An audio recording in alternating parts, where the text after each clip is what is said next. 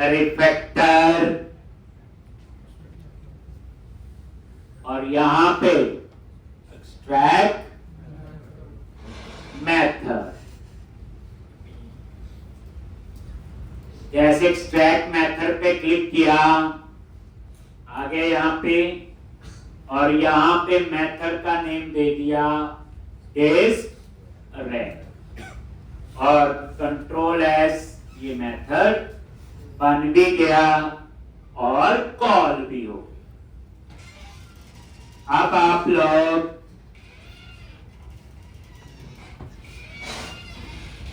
इस डिस्प्ले को page load पे कॉल करो।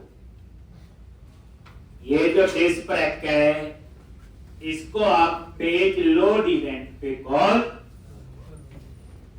तो यहां पे पेज लोड इवेंट पे आगे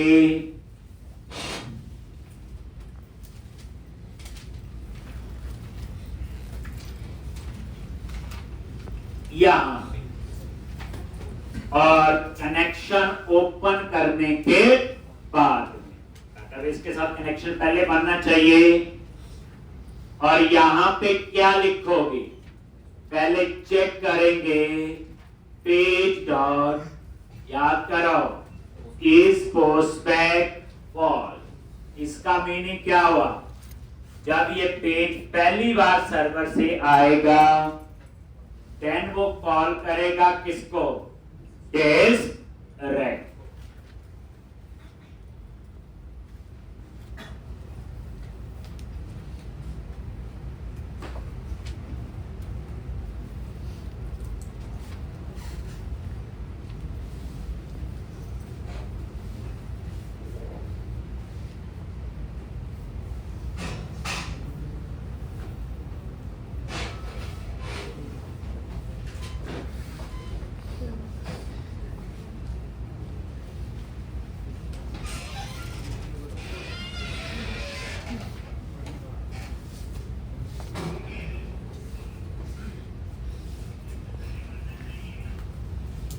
जब पेज पहली बार सर्वर से आएगा, बताया हुआ इस पोस्टबैक कॉल्स होगा और डिस्प्रेक कॉल। एक बार डिस्प्रेक कॉल हो गया, इस पोस्टबैक दोबारा से क्या हो जाएगा, ट्रू, और फिर वो इनके अंदर नहीं आएगा। अब रन किया,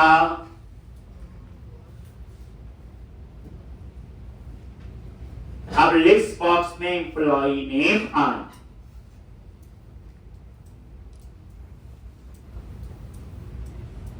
आगे अपने आप अगर टेबल में डाटा है तो वो आपका अपने आप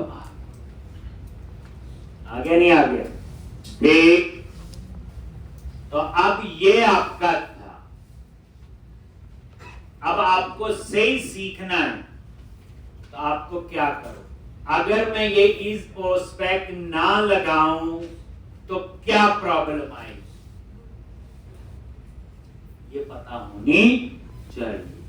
जब वो प्रॉब्लम आएगी फिर आप इस पोस्टबैक लगाओगे तो असली आंसर मिलेगा कि इस पोस्टबैक क्यों लगाया। अब ये तो मैंने बताया था कि पहली बार पेज सर्वर से आएगा तो इस पोस्टबैक फॉल्स होगा, इफ के अंदर जाएगा, नेक्स्ट टाइम पेज सर्वर से आएगा तो इस पोस्टबैक ट्रू। यहाँ क्वेश्चन ये है, नहीं लगाएंगे तो क्या प्रॉब्लम आएगी, कौन सा कोड नहीं चलेगा। जब वो कोड नहीं चलेगा तो फिर आपको समझ आएगा कि इस पोस्टबैक हमने क्यों लगा। बात समझनी, ये आंसर आपने मुझे बताना है। देखो मैंने तो ठीक बता दिया, अगर हम सिंपल बोले कोड कर क्या रहा, ये डिस्प्रेक एक बार ही कॉल होगा जब पेज पहली बार सर्वर से आएगा। मैंने समझाया हुआ इस पोस्टबैक फॉल्स, लेकिन अगर इस पोस्टबैक फॉल्स ना लगाएं तो कौन सा कोड नहीं चलेगा, क्यों नहीं चलेगा, और इस पोस्ट बैक लगाने से वो कोड चल जाएगा। मतलब उल्टा पढ़ा करो, तो फिर आपको सही आंसर मिलता है। ठीक, तो अब यहां पे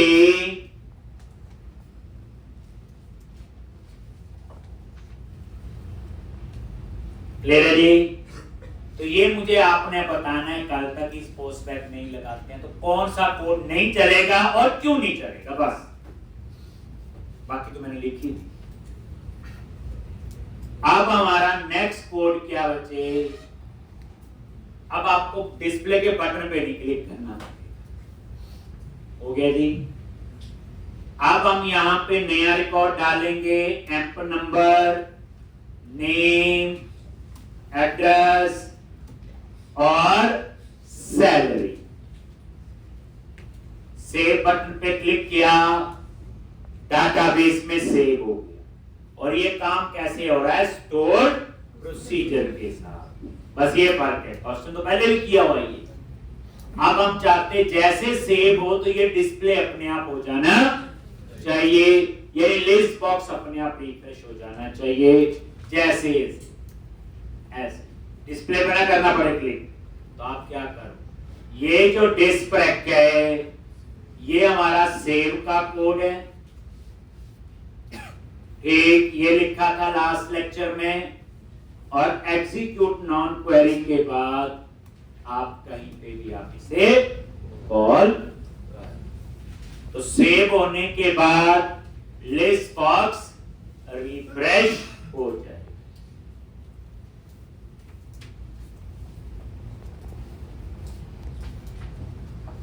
क्लियर है जी।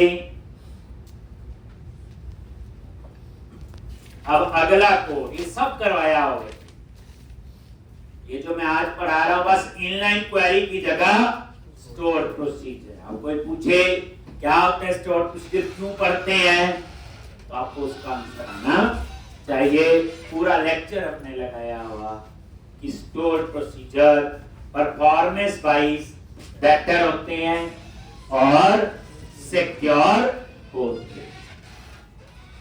ठीक,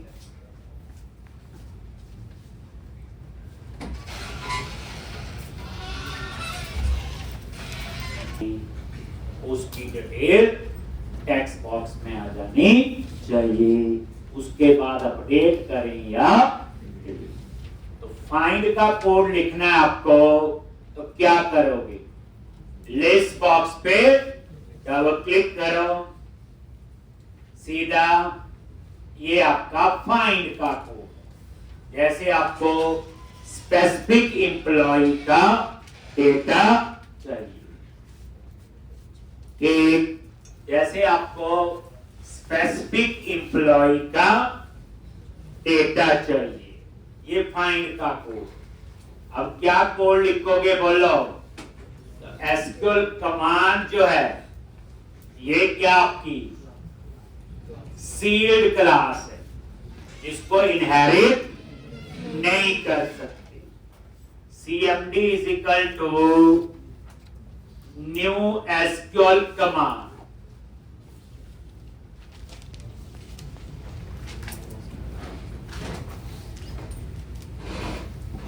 और यहां फाइंड के लिए हमने क्या बनाया था, फाइंड एंड स्टोर प्रोसीजर, और कौन में क्या दे दिया, डाटाबेस का कनेक्शन।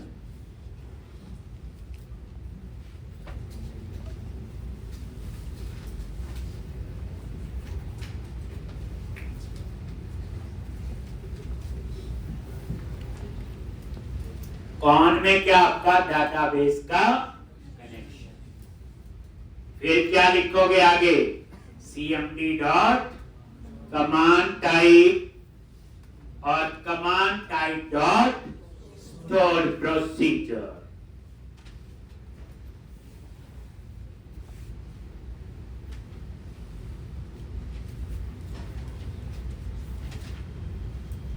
एक कमांड टाइप क्या है बोलो, F12, ये आपकी इनम्बरेशन है। enum में, और ये क्या होती है? Value type. दो टाइप की डाटा टाइप होती है, एक वैल्यू टाइप और एक रेफरेंस टाइप। ये आपकी वैल्यू टाइप है और इसकी टाइप सिर्फ एक ही होती है, इंटीजर। ये 1 4 ये आ रही, और ये कहां यूज होती है? जब फिक्स ऑप्शंस हो, वहां हम इनम्बरेशन यूज करते हैं। अब मेरा क्वेश्चन है, इनम्बरेशन एक स्ट्रक्ट होता, स्ट्रक्चर है ना, स्ट्रक्ट बनाते थे ना क्लास और स्ट्रक्ट। तो स्ट्रक्ट और क्लास में क्या फर्क?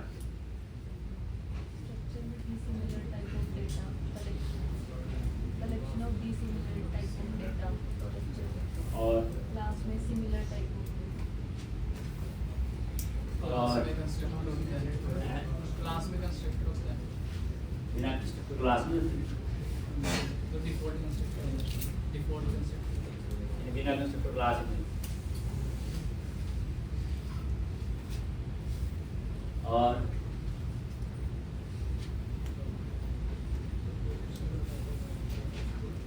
स्ट्रक्चर होता है, क्लास होता है।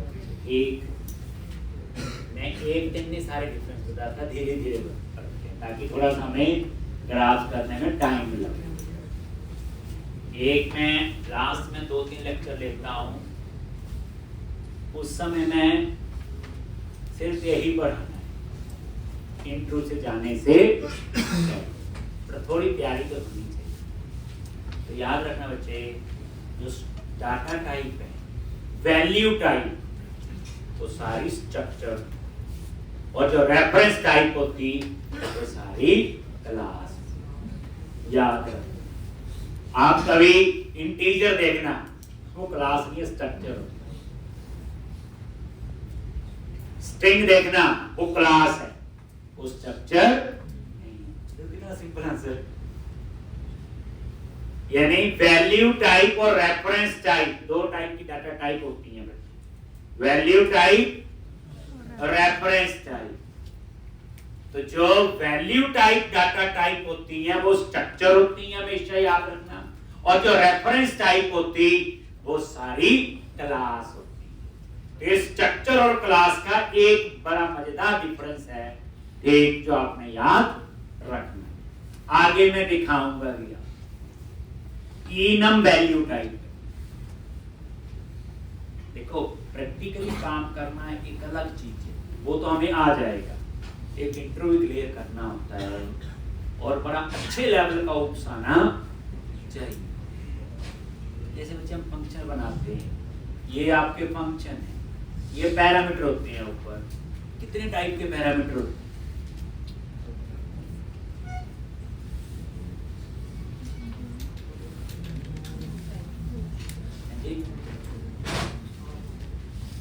कोई टाइप के होते हैं जी, कौन कौन से होते हैं?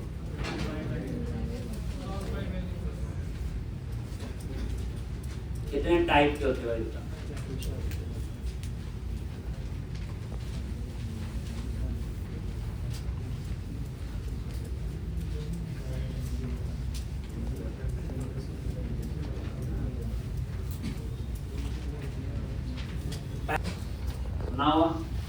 कहाँ यूज करते हैं? पैरम आउट होते हैं। कहाँ यूज करते हैं? आउट। एक वैल्यू टाइप होते हैं, रेफरेंस टाइप होते हैं, ये चार होते हैं। इंट्रो में तो चारों बताने पड़ेंगे ना, उनको क्या पता कौन से कितने यूज होते हैं। जब प्रोजेक्ट बनाते हैं ना, तो जो जो चीजें यूज करते हैं उनकी मास्टरी हो जाती है, जो मर्जी पूछ लो। अगर प्रोजेक्ट में 2 टाइप यूज होगी, मास्टरी हो जाएगी, तो 2 नहीं यूज होगी तो इंट्रो फेल हो जाएगा।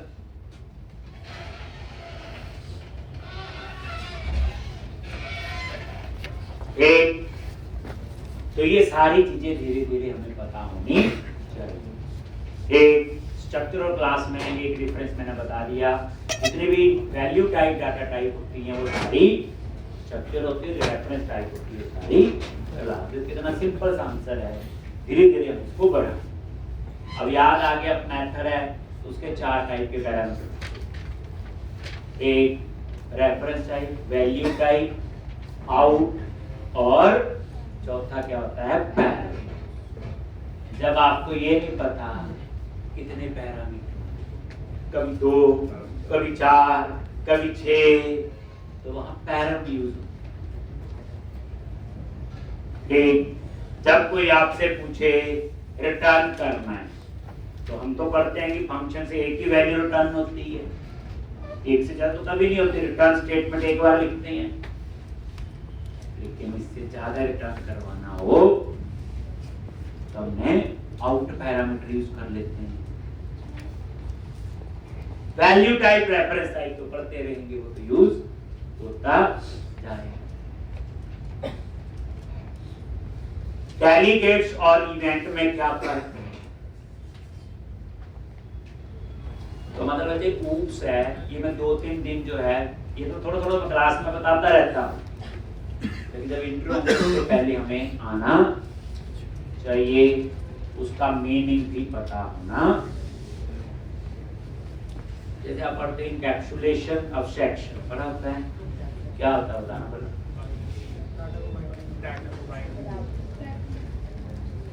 क्या होता है? आपने पढ़ा होगा, पेपर दिया, बड़ा मुश्किल सा पढ़ा होगा, और आज में इंटरव्यू देने जाएंगे तो भूल।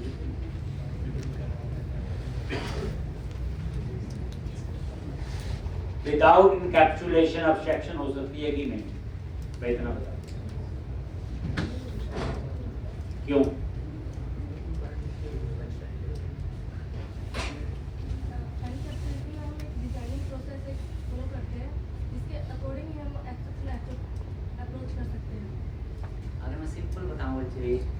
आप चीज करो, जैसे हम पढ़ते जरूर हैं, एक गूगल की डेफिनेशन होती है, वो इतनी कॉम्प्लेक्स होती है, हमें नहीं समझ आती, पर याद जरूर लेते हैं तो इंटरव्यू देने जाना है।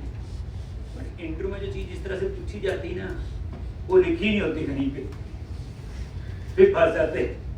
हमें एक्चुअल कंसेप्ट पता होना चाहिए। सिंपल बोलूं, बच्चे जो पब्लिक मेथड बनाते हो वो एब्स्ट्रैक्शन है, उसके अंदर जो प्राइवेट मेंबर हैं वो इनकैप्सुलेशन। बस इतनी सी कहानी।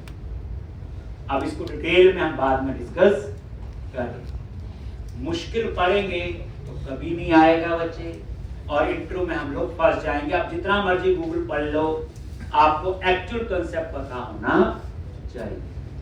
15 से 18 कंसेप्ट हैं बच्चे, और कुछ नहीं है। अगर 15 से 18 कंसेप्ट एक ढंग से आ जाएं 5-6 महीने में, एक तो अगर हम 2 या 3 कंसेप्ट ढंग से 1 महीने में पढ़ें तो 15 क्यों नहीं आएंगे? लेकिन पढ़ने असल वाले, क्योंकि हमें पेपर नहीं देना, लगवा के नहीं देखना कुछ। एक चलो अब आगे आ जाओ। इसमें हम एक पैरामीटर पास करेंगे, एक @ENO, और एम्प नंबर कहां से आएगा? लिस्ट बॉक्स से डाटा वैल्यू फील्ड।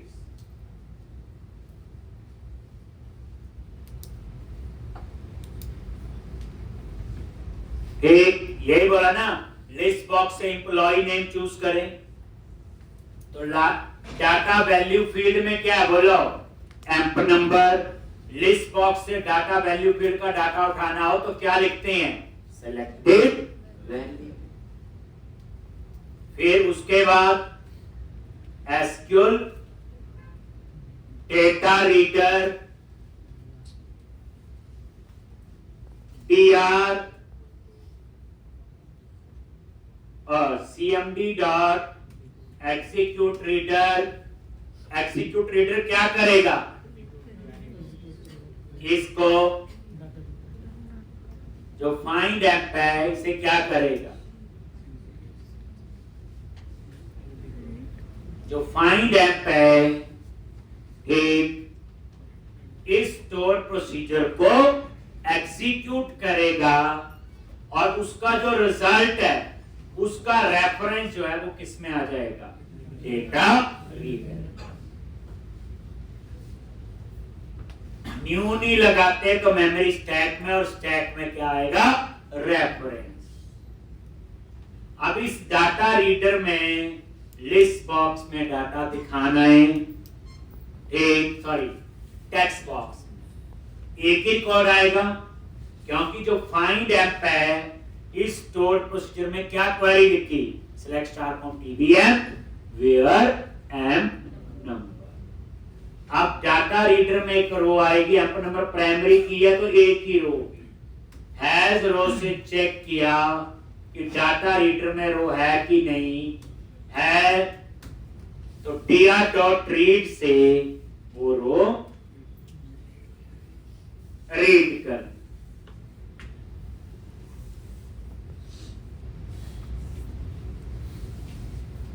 tr.read से वो रो रीड।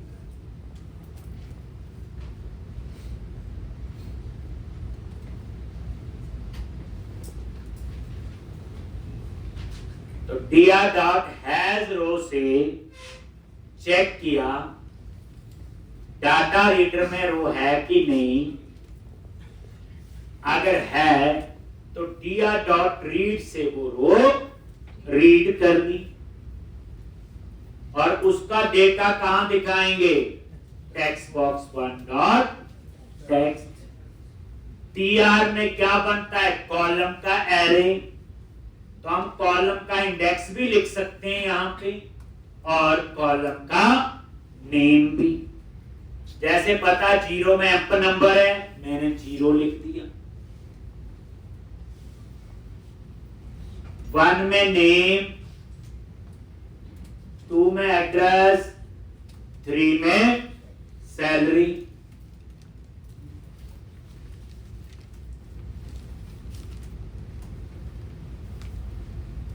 ये लॉजिक tr.has रो से चेक किया डाटा रीडर में कोई रो एग्जिस्ट करती है कि नहीं, करती है। tr.read से ये उस रो को रीड करेगा,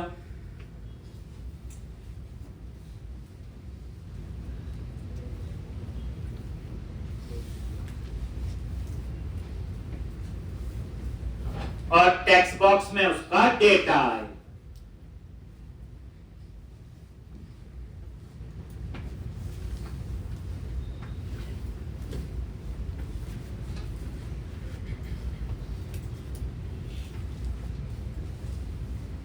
आप 0-1 की जगह बच्चे कॉलम का नाम भी लिख सकते हो, जैसे प्रीवियस में मैंने लिखा, तो कॉलम का नेम लिख लो चाहे कॉलम का इंडेक्स। देखो अगर टेबल छोटा सा है तो याद होगा, 0 में एम्प नंबर, 1 में नेम, 2 में एड्रेस, 3 में सैलरी। अगर टेबल में 100 कॉलम है तो इंडेक्स नहीं पता होंगे, तो उस केस में क्या लिखोगे, कॉलम्स के नेम। अब यहां पे डाटा रीडर को क्लोज कर दो और कमांड को डिस्पोज कर।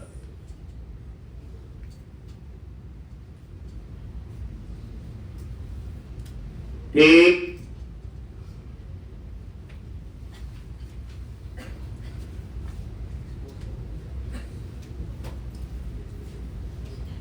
एसक्यूएल कमांड क्लास में जो रिसोर्स यूज किए वो फ्री था। ठीक है जी, समझा गया? सच में पूछूं मैं कुछ इसमें? देखो बच्चे, टेक्स्ट की डाटा टाइप क्या है, स्ट्रिंग। ठीक, अब एम्प नंबर इंटीजर है तो इसके पीछे टू स्ट्रिंग लगा दिया, क्योंकि टेक्स्ट की डाटा टाइप स्ट्रिंग है। बट 1 में क्या है, एम्प्लॉई नेम है। अब एम्प्लॉई नेम की डाटा टाइप क्या है, वैर स्ट्रिंग है। तो क्या इसके पीछे टू स्ट्रिंग लिखना चाहिए कि नहीं?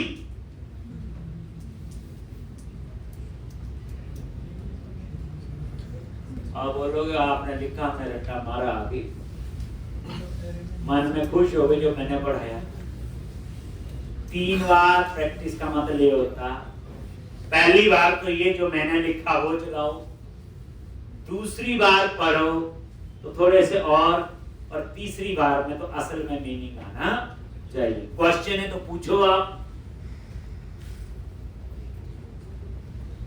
आपके माइंड में आना चाहिए। देखो ये टेक्स्ट है, ये स्ट्रिंग है, ठीक है। लेफ्ट हैंड साइड में टेक्स्ट की डाटा टाइप स्ट्रिंग आपके सामने है। अब एम्प नंबर को ट्रू स्ट्रिंग कर दिया, ठीक है, बट ये जो है, ये जो नेम है इसे ट्रू स्ट्रिंग करना चाहिए कि नहीं? ला जी हम नहीं करते हैं तो क्या चलेगा? एरर दे दी।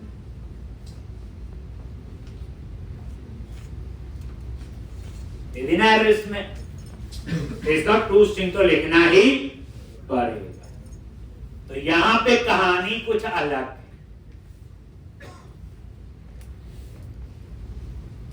हमने पढ़ा स्क्वायर ब्रैकेट जो लगता है ये एरे है, करेक्ट है। अब इस एरे में कैसे वैल्यू है?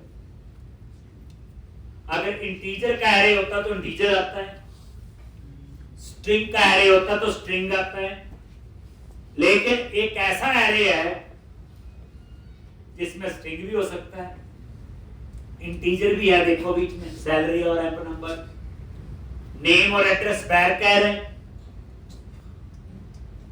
कल को कोई डबल डेसिमल होगा, डेट भी होगा। जिस एरे में अलग अलग टाइप का डेटा स्टोर हो रहा हो तो वो एरे ना स्ट्रिंग का होता, ना वो एरे ऑब्जेक्ट का होता। उस एरे को हम कहते हैं कलेक्शन।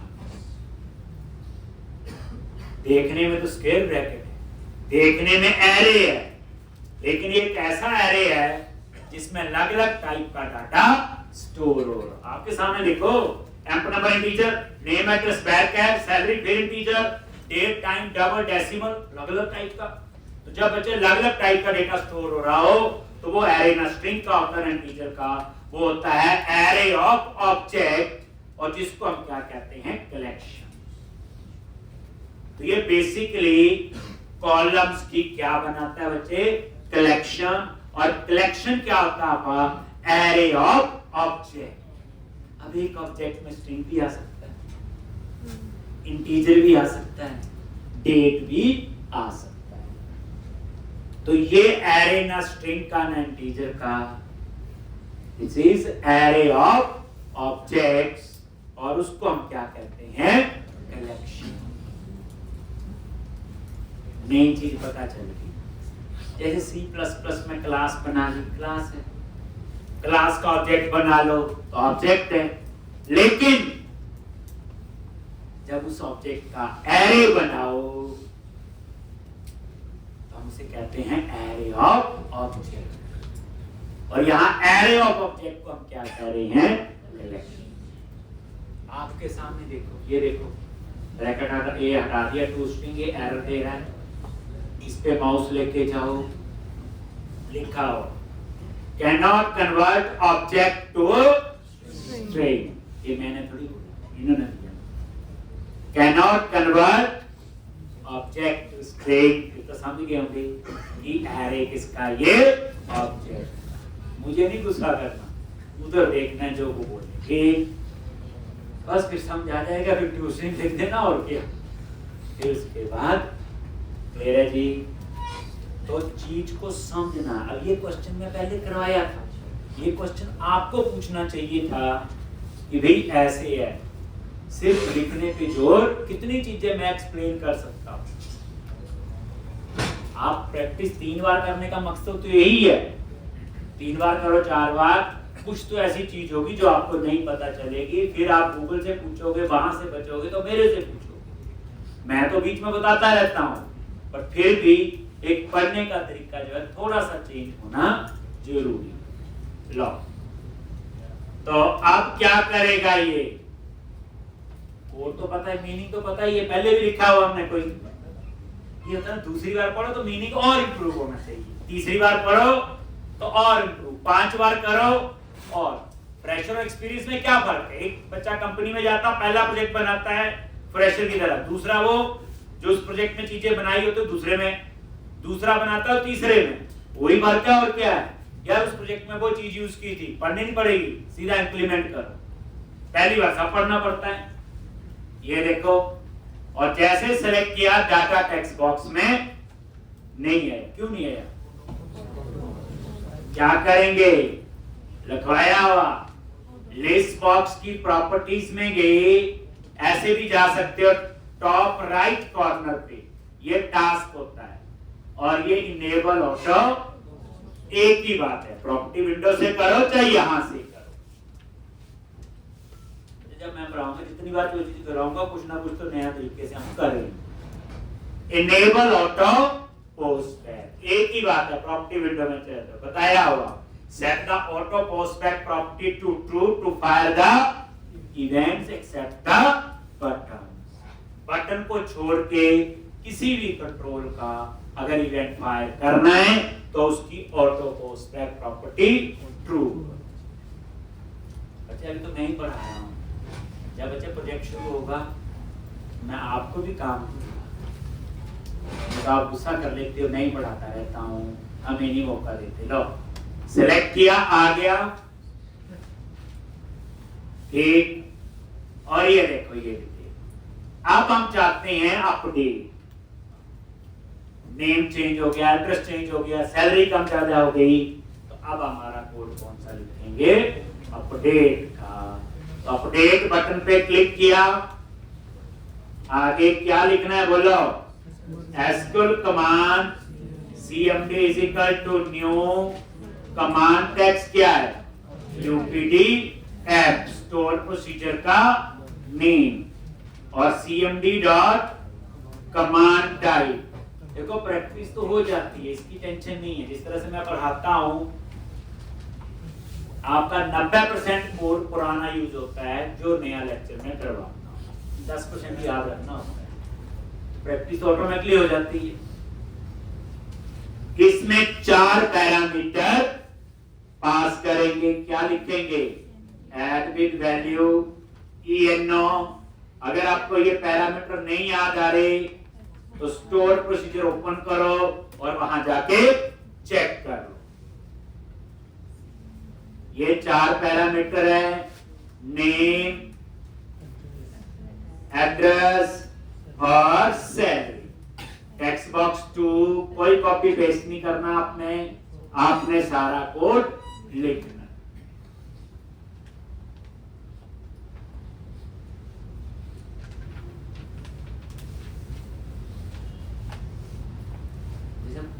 जैसे मैंने आज इसमें चेंज करवाया कि पेज लोड में डिस्प्ले को कॉल कर, तो जब एप्लीकेशन को बनाते हो ना तो पूरा खोल के चलना माइंड, एक उसमें नहीं चलना जितना बताया जाए। जब बैठो, कोई चीज जो आज बता रहा हूं वो नहीं दे रही है, थोड़ा सा मतलब कहने का समझ के, जब समझ के लिखोगे तो ही आपके माइंड में 4-5 चीजें नहीं अपने आप ही आए। cmd dot execute non query, cmd dot dispose, और यहां पे डिस्परेट को कॉल। उसके बाद चारों टेक्स्ट बॉक्स एम्प्टी हो जाने चाहिए और टेक्स्ट बॉक्स 1 पे कर्सर आना चाहिए। अभी तो बच्चे 2 ही चीजें यूज हुई, सिर्फ डाटाबेस और थोड़ा सा डिजाइन।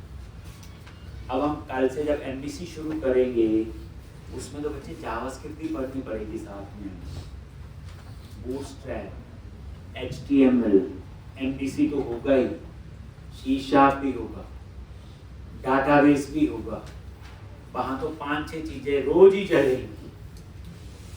एक से काम नहीं चलता आजकल, काम करना बच्चे। अगर आपको एक वेब डेवलपर बनना है तो सारा कुछ पता होना चाहिए। पर एक चीज याद रखना, जो सिलेबस जिस तरह से मैं कवर करता हूँ, जावास्क्रिप्ट, एचटीएमएल, बूटस्ट्रैप और डाटाबेस, ये चार चीजों का तो सेम रहता है चाहे कोई भी लैंग्वेज में काम कर। तो थोड़ा हम C# में कोड लिख रहे हैं, इसके सिंटैक्स हो गए जावा वाला जावा के लिखेगा, पाइथन वाला पाइथन, बाकी सारा सेम। तो अब चारों टेक्सट्स को खाली करना है, तो ये कोड हम ऑलरेडी एक बार लिख चुके हैं। कहां लिखा हुआ? कहां लिखा हुआ? एक, तो वहां पे हम उसका क्या बना लेंगे? मेथड क्लियर है।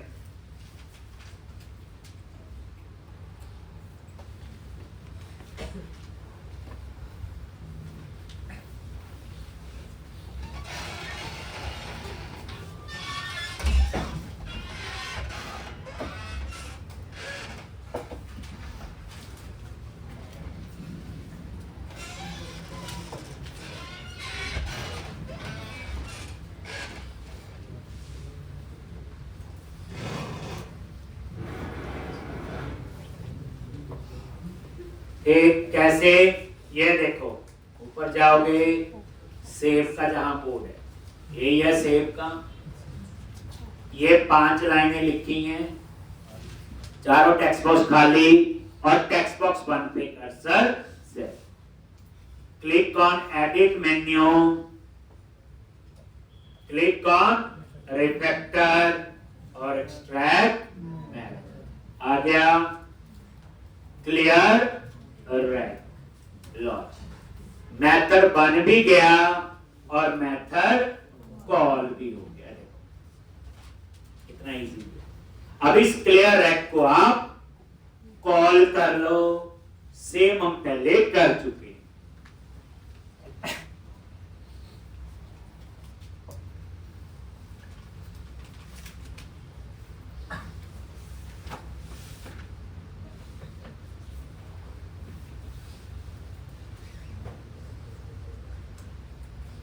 क्लियर है?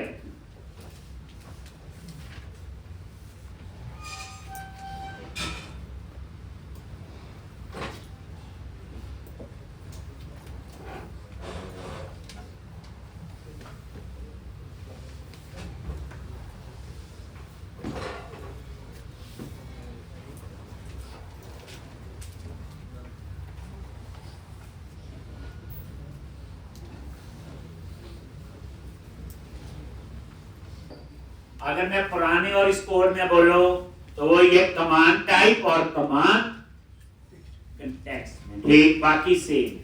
ये देखो क्लिक किया अमित, और यहां पे अमित कुमार, अपडेट पे क्लिक कराओ, अपडेट भी हो गया। ये देखो लिस्ट बॉक्स में रिफ्रेश भी हो गया और टेक्स्ट बॉक्स एम्प्टी भी हो गया। अब रिक्वायरमेंट है, ये गलत रिकॉर्ड ऐड हो गया, डिलीट के क्लिक में ये डिलीट होना चाहिए। अभी बच्चे हम कोई वैलिडेशन नहीं, कोई कुछ नहीं, पहले सीधा कोड आना चाहिए। देखो गाड़ी सीख के है ना, तो पहले प्लेन पे ही चलानी आनी चाहिए, पहाड़ों में बाद में चले। तो जो वैलिडेशन और कहानी जो है वो हम अलग पढ़ेंगे, पूरे 2-3 दिन वैलिडेशन पे लगते हैं, अब एकदम से तो आ नहीं सकती हमें। ठीक, तो डिलीट का कोड लिखना है यहां, ये डिलीट बटन पे क्लिक किया और आप देखो SQL command cmd is equal to new, क्या नाम है, del n, क्या था, स्टोर प्रोसीजर का नेम।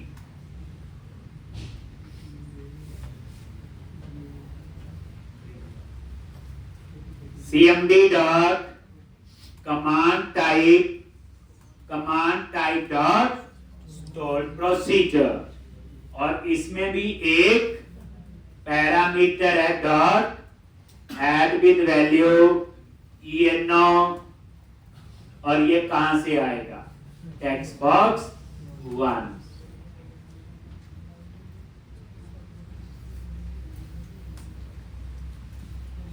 बस एक ही पैरामीटर है, फिर वही execute non query SQL command class ने जो रिसोर्स यूज किए वो फ्री कर दिए, लिस्ट बॉक्स को रिफ्रेश, और यहां पे क्लियर है।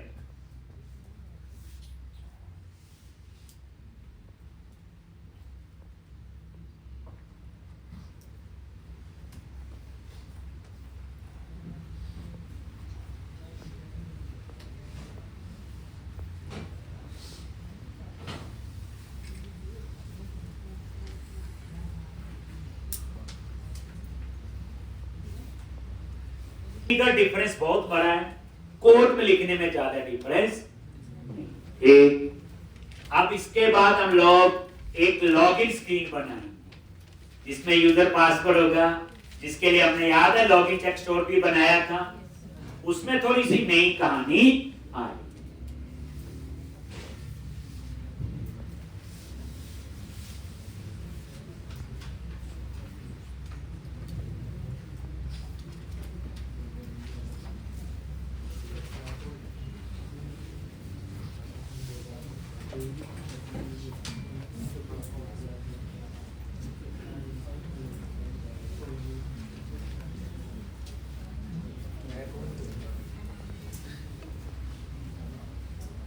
ये देखो, सेलेक्ट किया और डिलीट, सेलेक्ट किया और क्लियर है जी। तो ये वाली एप्लीकेशन अब फिर वही, इसको भी आप 2-3 बार करो, क्यों नहीं रिवीजन हो, क्यों नहीं आएगा। अब हम लोग इसी एप्लीकेशन में एक और पेज बनाएंगे, login.aspx। एक तो click on project menu, click on add new item and click on web form, और यहां पे लॉगिन, और ये लॉगिन नाम से कोई एक नया पेज बन जाएगा।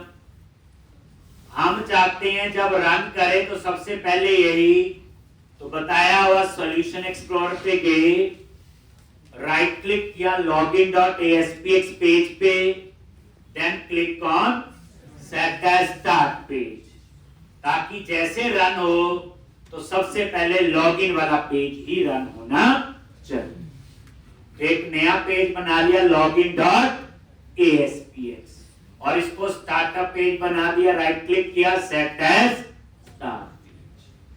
अब आप यहां स्क्रीन बना लो, क्या स्क्रीन बनेगी, यूजर नेम, इसके लिए क्या है, बोलो टेक्स्ट बॉक्स, इसी तरह से पासवर्ड, इसके लिए टेक्स्ट बॉक्स, लेकिन पासवर्ड स्क्रीन पे नजर नहीं आना चाहिए।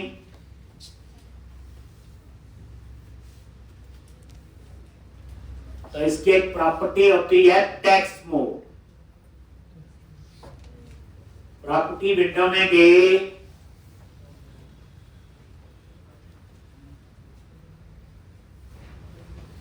एक और एक प्रॉपर्टी है टेक्स्ट मोड, ठीक, और वहां पे ऑप्शन चूज करनी पासवर्ड। इसका मतलब है वो स्टार स्टार नजर आए ताकि स्क्रीन पे डिस्प्ले ना हो।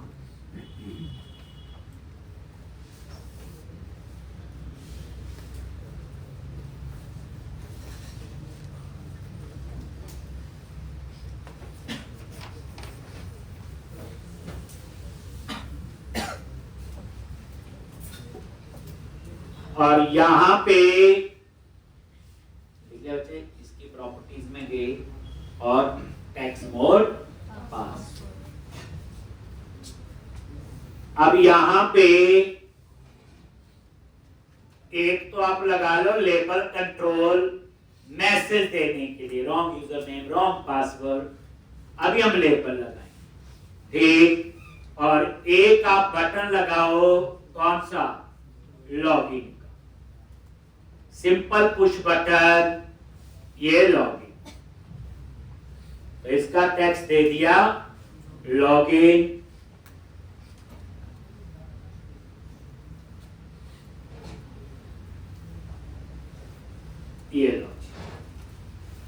ठीक, अब हम चाहते हैं कि जब इस पेज पे आए तो पहले तो डाटाबेस एक्सेस करना है, क्योंकि उसमें हमने स्टोर प्रोसीजर बनाया।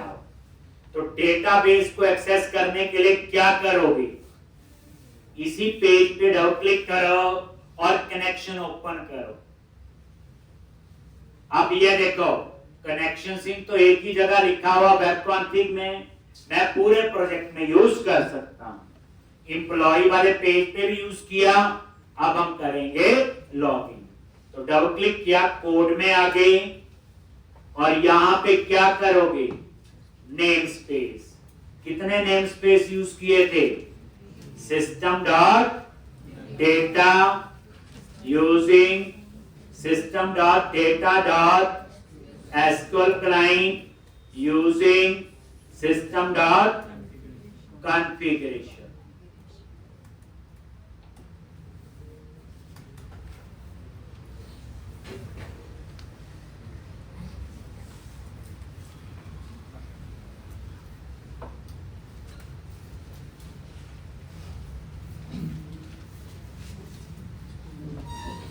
System dot configuration. ठीक, system dot data name space में आपकी कॉमन मेंबर है जो हम लोग किसी भी डाटाबेस के साथ यूज कर सकते हैं। System dot data dot SQL client में से वो हैं जो माइक्रोसॉफ्ट सिक्वल सर्वर के साथ यूज होते हैं। सिस्टम डॉट कॉन्फ़िगरेशन में वो हैं जो वेब कॉन्फ़िग के साथ यूज होते हैं। ठीक, अब यहां पे क्या लिखोगे, SQL connection con is equal to new.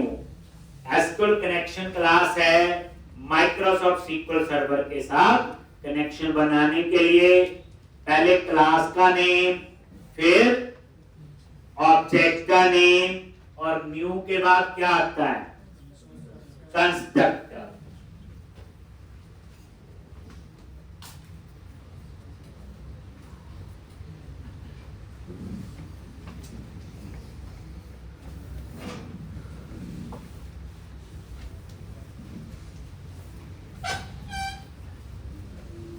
Page load में आ जाओ, कॉन डॉट कनेक्शन सिंक, और ये कनेक्शन सिंक कहां से रीड करेंगे, बोलो वेब कॉन्फ़िग फाइल्स। तो अब हम सीखेंगे how to read connection sync from web config file. याद करो, सब आता। तीसरी बार तो मैं ही लिख रहा हूं। ठीक, काउंटिंग 3 बार ही होती है। कहते हैं एक बार काउंट कर लो, दूसरी बार, तीसरी, चौथी बार तो नहीं होगा। तो तीसरी बार तो मैं ही सेम कोड लिख रहा हूं। आप अगर 2-2 बार भी प्रैक्टिस हो, 6 बार तो आपका हो जाएगा। ठीक, और यहां पे कॉन्फ़िगरेशन मैनेजर डॉट, और जब पहली बार बच्चे को चीज पढ़ाई होती तो मैंने सारा बताया होता है, टाइम लगाया होता है। डॉट कनेक्शन स्ट्रिंग, ये लाइन क्या कर रही, वेब कॉन्फ़िग फाइल से कनेक्शन सिंक रीड किया और एसक्यूएल कनेक्शन क्लास की एक मेंबर है कनेक्शन सिंक, उसको असाइन कर। डेफिनेशन क्लियर होनी चाहिए माइंड में। आप जितनी बार एक्सप्लेन करो, अलग तरीका आपके पास होना चाहिए। आप उसके बाद कनेक्शन ओपन करेंगे, लेकिन इस पेज को कई लोग एक्सेस करेंगे तो सबके लिए कनेक्शन बार बार ना ओपन हो, तो एक कनेक्शन स्टेट हम यूज करते हैं just to check the connection state. अगर ये कनेक्शन क्लोज होगा तो इसे ओपन करेगा, एक बार ओपन है तो बार बार।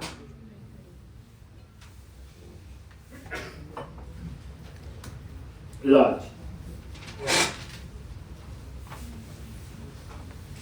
एक on dot state equal to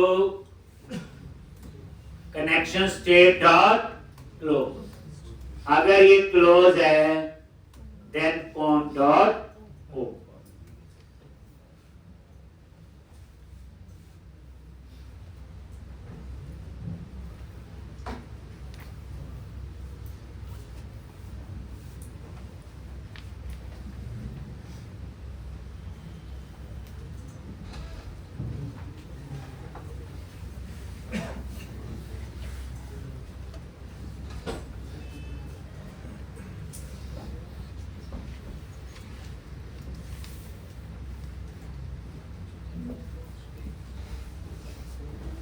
आप बोलोगे पिछले पेज पे ओपन किया था।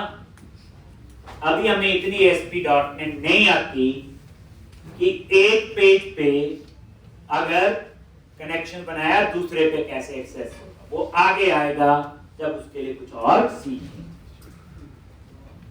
ये लिख लिया। अब आपने यहां पे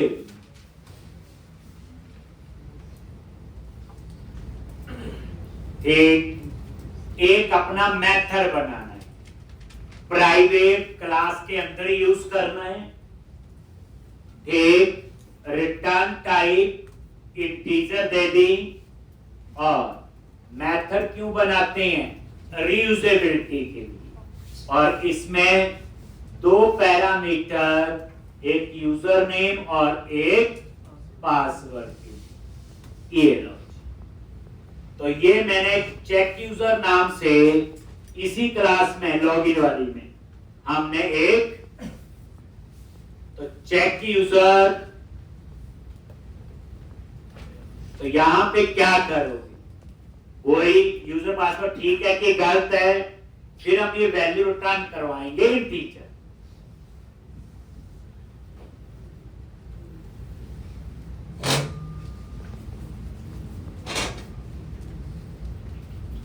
ये देखो एक चीज, इंट पे गए ना तो इसकी टाइप क्या है? क्योंकि ये क्या है? Value type. स्ट्रिंग पे गए क्या है? समझा गया होगा? यही बोला ना। ये देखो इंट पे F12 प्रेस कर लो। ये देखो क्या इंट? ये स्ट्रक्चर। एक और स्ट्रिंग क्या है? क्लास। ये अभी बताया आपको बच्चे, जो वैल्यू टाइप जितनी भी हैं वो स्ट्रक्चर होती, क्लास नहीं होती। कोई कहता है इंटीजर क्लास यूज कर लो, तो समझना वो झूठ कह रहा है, क्योंकि वो क्लास नहीं होती। वो क्या होता है?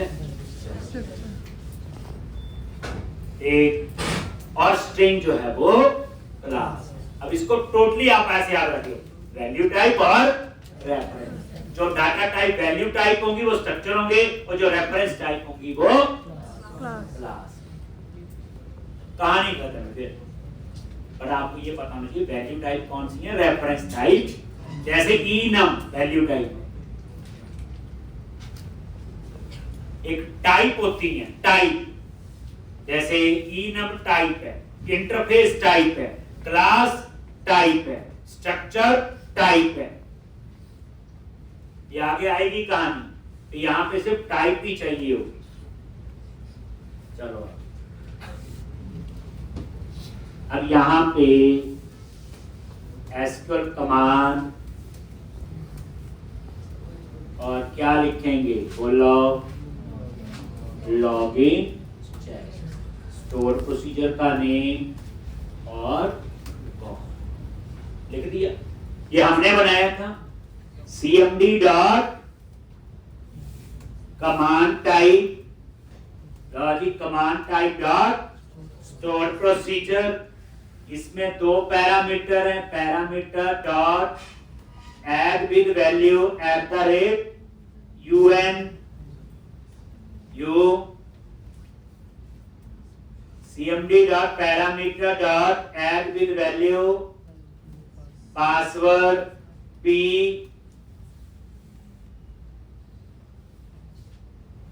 एक @un और @up क्या है?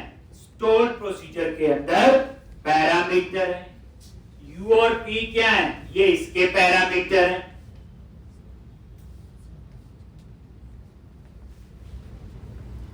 और पैरामीटर कितने टाइप के होते? 4 टाइप के।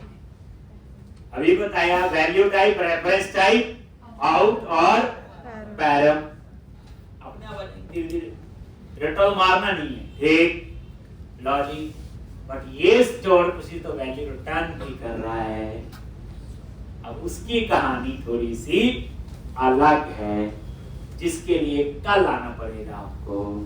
तो कल हम लोग ये कंप्लीट करके बच्चे, और कल नया टॉपिक शुरू करेंगे, स्टोर प्रोसीजर। स्टोर प्रोसीजर 1 महीने से ज्यादा टाइम चले, सॉरी स्टोर नहीं, एमबीसी मॉडल व्यू कंट्रोलर 1 महीने से ज्यादा हम फिर वही पढ़ेंगे, क्योंकि ये जो एमबीसी आर्किटेक्चर है काफी डिमांड में। ये जावा भी होता, पाइथन में भी है, पीएचपी में भी है, हर लैंग्वेज के अंदर है। एक में मैंने सिखा देना तो सब में आपको आए। तो कल ये कंप्लीट करके और कल नया टॉपिक शुरू करेंगे एमबीसी। वो काम करने का तरीका थोड़ा सा अलग है, उसमें प्रोजेक्ट मॉडलिंग यूज होती, सारा कुछ आपको पहले एक्सप्लेन, और कल हम इसको कंप्लीट करेंगे।